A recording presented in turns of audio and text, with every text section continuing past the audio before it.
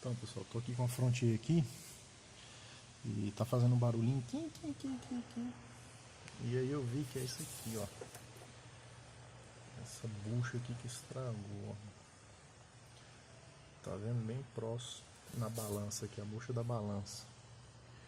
Na autorizada tá 216, mas eu achei de 66 reais, entendeu? Mas é bem tranquilo. Aí faz aquele barulhinho, deixa eu ver se dá pra... Ó.